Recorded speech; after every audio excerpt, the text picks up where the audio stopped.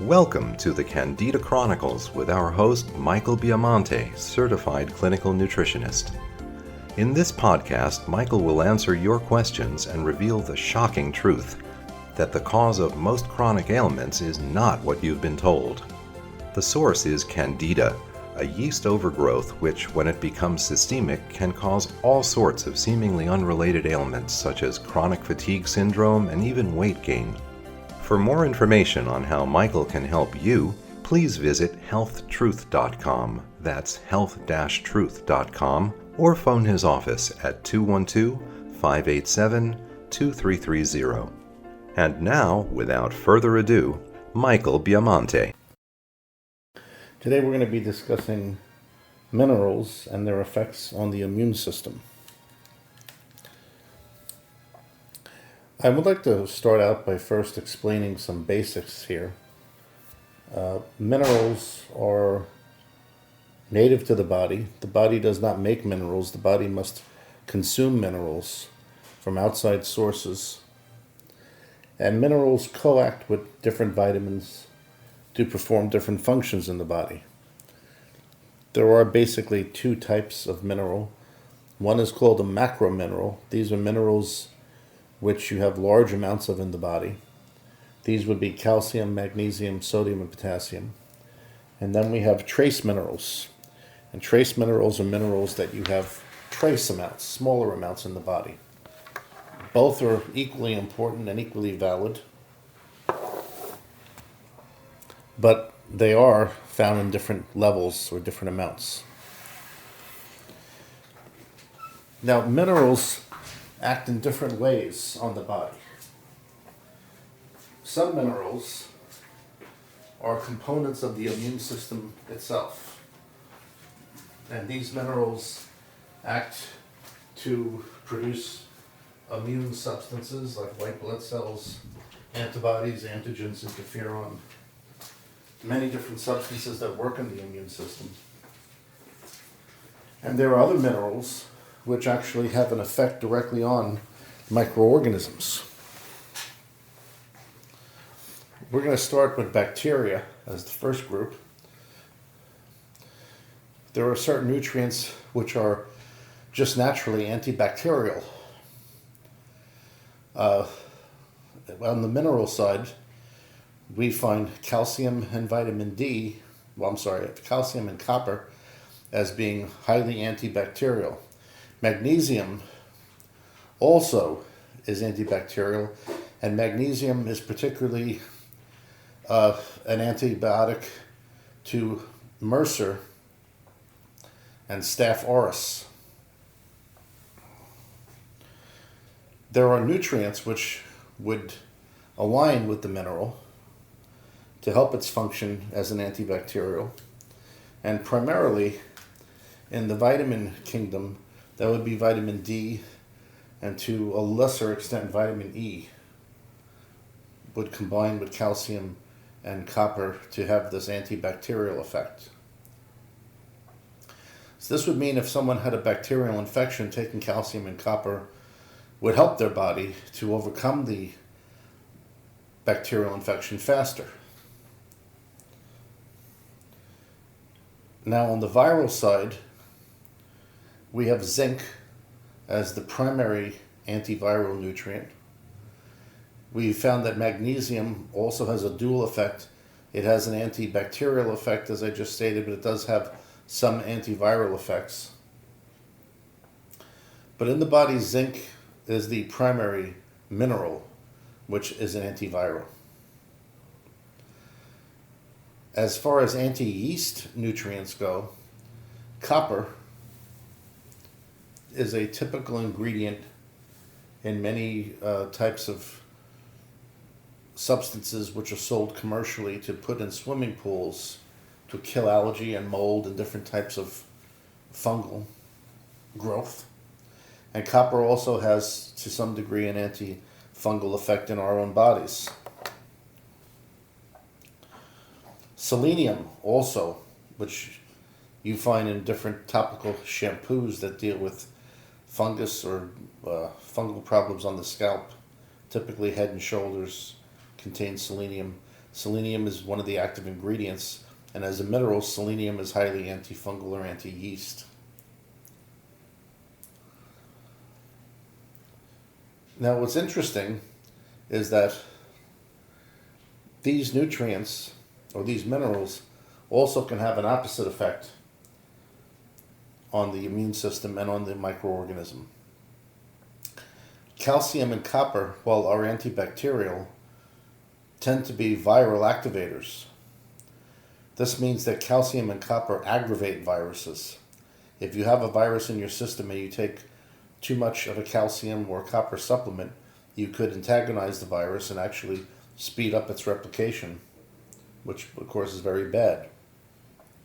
This is also true of nickel and cadmium, where these are direct viral activators. So if someone is suffering with long-term chronic viruses, like Epstein-Barr or something, we would test them for cadmium and nickel to see if they have an excess in their system, and that could explain why the virus would refuse to go away. Mercury and arsenic tend to be both viral and yeast activators. They both enhance the environment in the body, which allows viruses and yeast to grow and to multiply. So each mineral has a different effect directly on the microorganism or has an effect on the immune system itself. When you add them all up, they work as a unit together, but individually they work in categories, as you see, depending on what type of infection we're referring to, whether it's bacterial, whether it's yeast or fungal, whether it's viral. These minerals also then affect your endocrine system, meaning that they would then affect hormones. Zinc, being an antiviral mineral, has a correlation with progesterone as a hormone, and also to a degree with testosterone as a hormone. Copper, being antifungal and antibacterial, has a relationship with estrogen as a hormone. And many hormones do divvy up in this way. Calcium and copper relate with estrogen. They are somewhat simpatical. Dealing with these are essentially the three basic hormones we're looking at: estrogen, progesterone, and testosterone. And they work with those minerals that I mentioned. Other minerals, like for instance adrenal hormones, like cortisol, doesn't actually pair directly with any of these minerals. But the reproductive hormones definitely do. So, and when you take the minerals, or when you take the hormones, you're actually aiding the hormone or the mineral that it works with.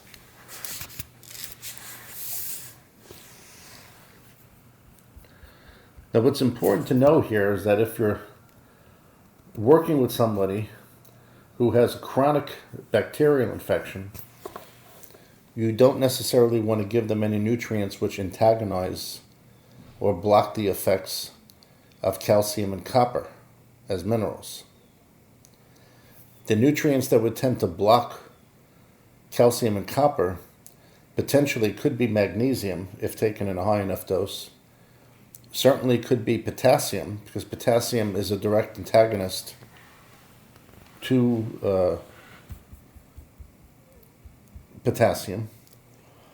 So you could even look at it as though there's a ratio. We have a ratio of calcium to potassium.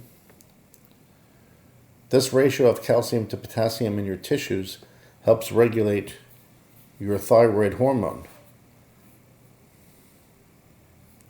How your thyroid hormone is working. But also, if you're looking at it from the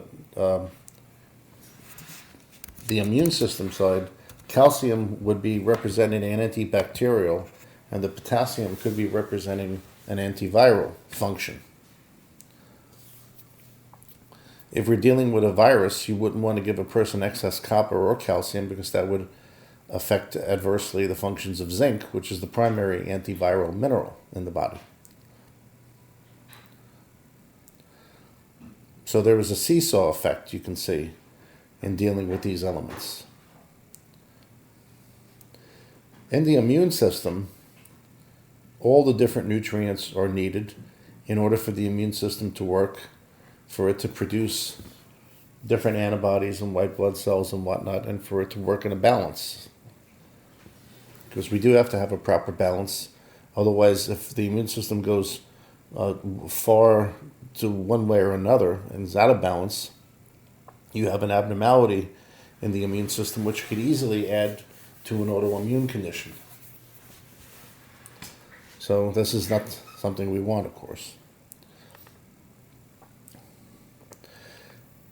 Why it's important to understand how minerals affect the immune system is because primarily supplementation is such a common thing nowadays.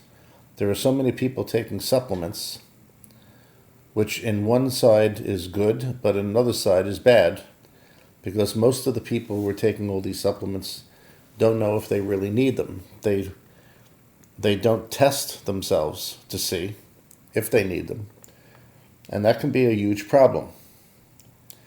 Testing is what makes the difference between a person taking things and running the gamble of making themselves worse, or at the very least, just wasting their money because they're taking things they don't need, and a person taking supplements which actually target their weaknesses and really do help them.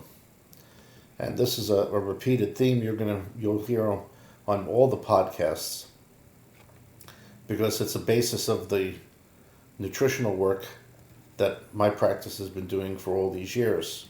It's the foundation of it is based in testing, because everyone is different. No one biochemically is the same. And the only way you can accurately, let's say, target a person's weaknesses is by first finding out what they are and then supplementing in the correct manner. So if a person, let's say, and I'll give you, there are some real life cases here. A person, let's say, has Epstein-Barr virus. And of course they're taking a multitude of supplements because they read all the health magazines and read all the books, and they listen to Gary Null and they're on television watching all the health programs that are on and whatnot. It would make perfect sense that they're probably going to have a calcium supplement in their regime. Now, if they're taking more calcium than their body is going to utilize, that calcium is going to build up in their tissues, despite what supplement companies would want you to believe. It will build up in your tissues, and it will cause an activation of the virus. So if a person is fighting viruses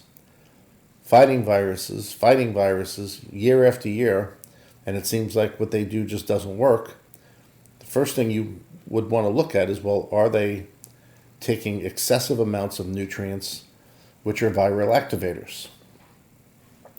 So you'd look at the supplements they're taking. Are they taking copper or are they taking calcium? Okay, that may not be so good. That could be activating their virus. Are they exposed to copper as a toxic element, or cadmium, nickel, arsenic, mercury, any of those elements as toxins, which, even though those elements are coming from an external source, they're entering their body and they are stimulating the replication of the virus. This is how one would apply this information that we're learning. And it's not uncommon that you're going to find it. Very common that when you look at a mineral pattern of someone who has a chronic virus or a chronic yeast condition, you will find they will have very excessive levels of calcium and magnesium in their tissues relative to sodium and potassium. sodium and potassium will be relatively low to a high level of calcium and magnesium. And it's very common to find them with elevated copper. If we're looking at milligrams percent, it's not unusual to find the copper way above 6 milligrams percent, sometimes up to 15 or 20 milligrams percent. And also find them with very low levels of selenium and molybdenum. This is typical for a person who suffers with chronic yeast. And the basis of that same pattern you'll find in someone with a chronic virus. But for the virus person, to be more precise, very common you will find elevated calcium and magnesium with sodium and potassium relatively low. You'll find elevated copper, low levels of zinc, and you easily will find elevated levels of cadmium, nickel, mercury, or arsenic. In a person who suffers with a chronic bacterial infection, it's more common that you'll find very low levels of calcium and magnesium with higher levels of sodium and potassium. And you'll find low copper in their tissues. Where the iron will be is interesting, and that deserves a special note. Iron is involved in bacterial infections in interesting ways. Part of the body's natural defense against bacteria is to use copper and use iron as weapons against the bacteria.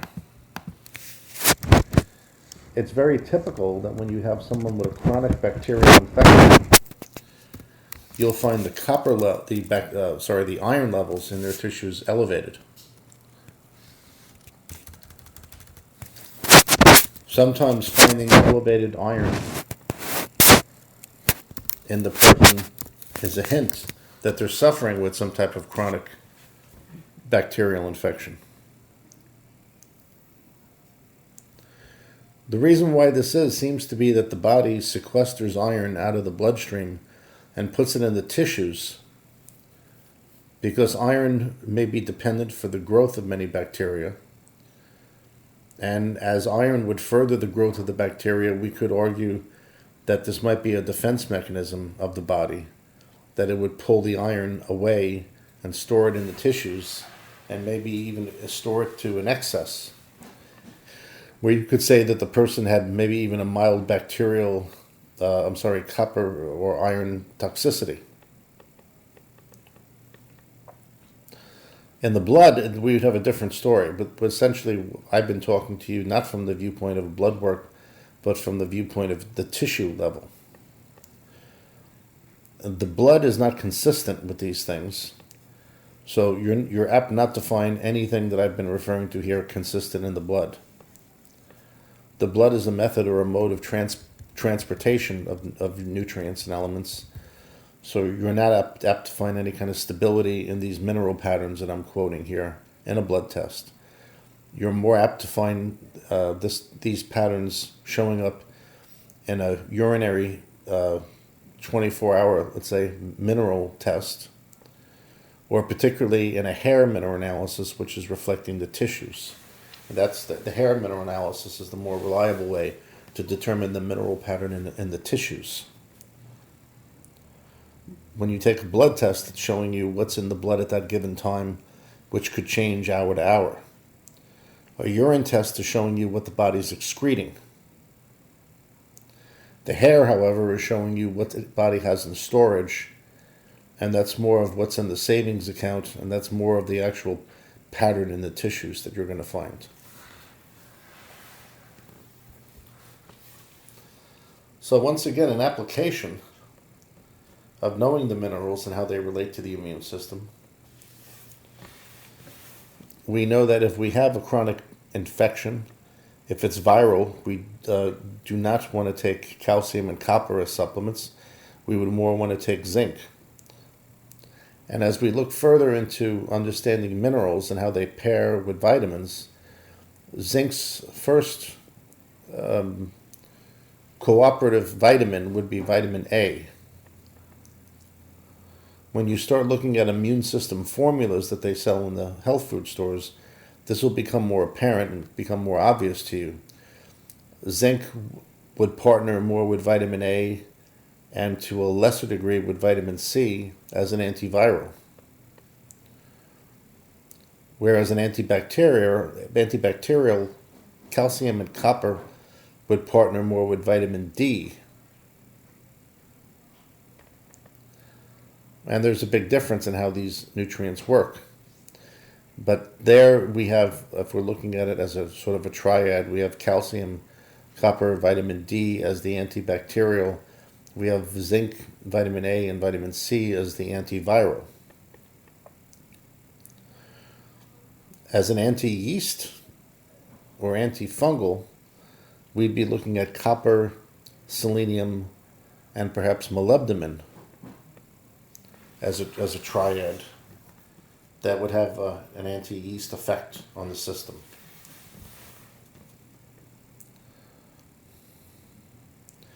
So this is very simple. This is important data.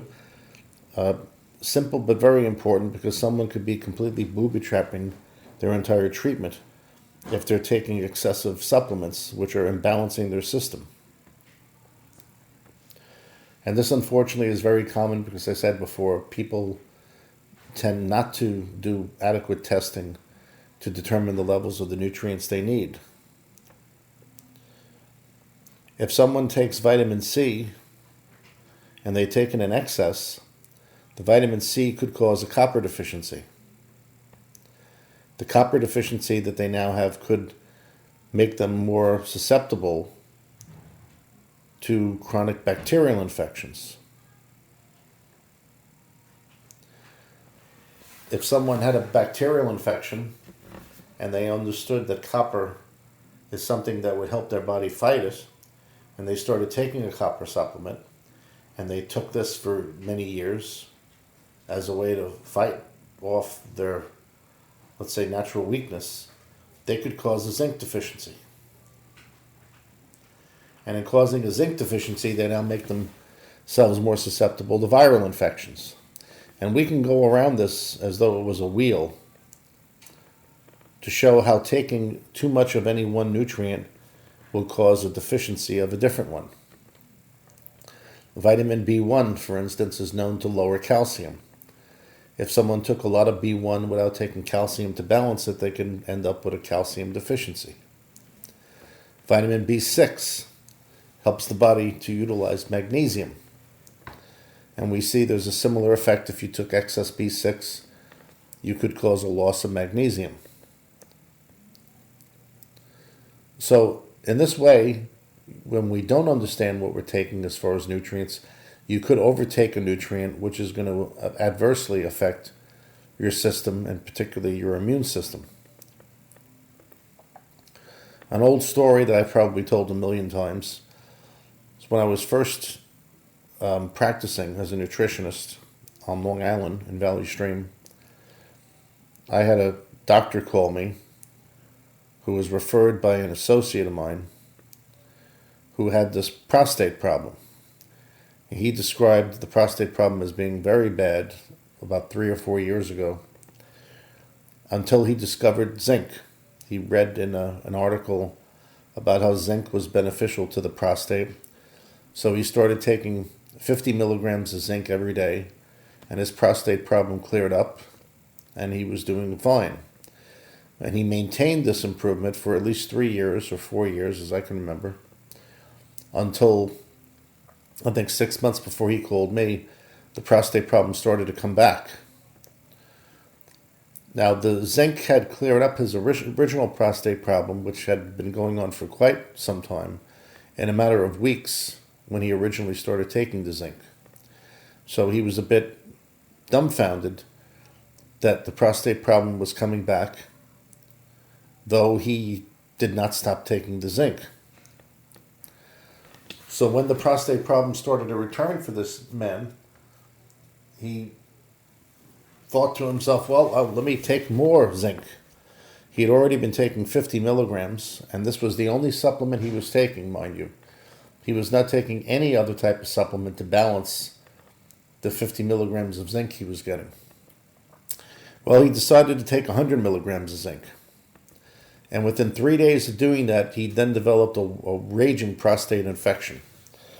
A colleague had him on antibiotics for this infection, but he was at a complete loss as to, first of all, why his prostate problem came back, and secondly, why it got worse when he raised his intake of zinc. And this is how he then found me. Well, I did not have very much experience in those days, but I did have some basic training, which I'm very pleased that I did have, because many nutritionists did not learn their rudimentary effects and co-effects of nutrients the way I was fortunate enough to. So when this man told me his story and told me that he had just increased his zinc and his prostate infection got worse, I told him to immediately stop the zinc and go to the store and buy a copper supplement, and to start taking about 2 or 3 milligrams of copper twice a day. So he did this. It took a little bit of convincing, but he did this. He called me a week later and told me that when he started taking the copper, within about 6 hours, his prostate infection improved, and within a day or two, the prostate infection was gone. Well, when he finally managed to come into the office for an official appointment, we did some testing on him, and we found that his copper levels were grossly deficient from years of taking zinc. Zinc and copper are antagonists to each other. If you take a zinc supplement, and only a zinc supplement, for prolonged periods of time, that zinc supplement eventually will cause a loss of copper, and you'll develop a copper deficiency. One of the first symptoms that you develop when you get severe copper deficiency would be bleeding gums, bruising very easily, very similar to vitamin C deficiency, and then also bacterial infections. And men, for some reason in particular, when they develop copper deficiency, will get prostate infections. It seems to be one of the more vulnerable areas. So I was able to then show this doctor this right on the test, and I explained to him how years and years of taking his zinc, which he actually had elevated levels of zinc, they were abnormally high, had caused him a copper depletion, and this is why he then had this problem.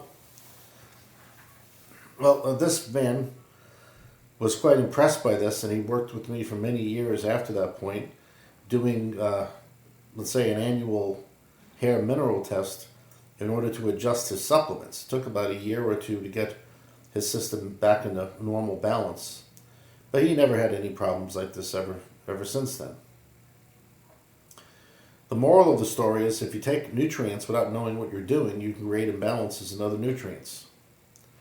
And this then makes you ill or gives you a physical symptom. This is one of the best examples I can give, because the symptoms were so extreme in this man, and they were so acute that they responded very quickly to him just changing the nutrients that he was taking, since he had only been taking the zinc. It wasn't like he was taking zinc with a multivitamin or with other nutrients, which might have, in some case, had some copper in there to balance it. That was not the case. So it serves as an extreme example. And we've had many examples like this over the years. Particularly, another type to look out for is the person who has low thyroid function who takes calcium supplements. This can be bad for the immune system, because calcium blocks your body's utilization of thyroid hormones. So if someone takes a lot of calcium supplements when they have low thyroid, they make their low thyroid worse. And then that has a bad effect on the immune system, because the thyroid helps to stimulate the immune system. So the moral of the story at this podcast at this time is that when you take supplements, it's a good idea to take a test to see if it's the supplement that you really need, rather than just experimenting, because you don't know what type of imbalance you might be creating over the years and years of taking these supplements without having a test and knowing specifically what your levels really are.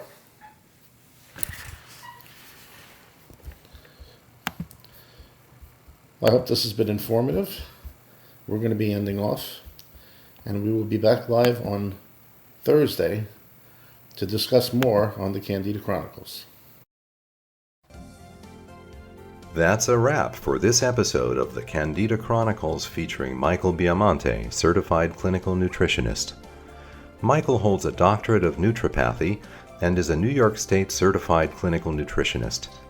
He is a professional member of the International and American Association of Clinical Nutritionists and of the American College of Nutrition, and he's a member of the Scientific Advisory Board for the Clinical Nutrition Certification Board. For more information on how Michael can help you, please visit healthtruth.com. That's health-truth.com, or phone his office at 212-587-2330.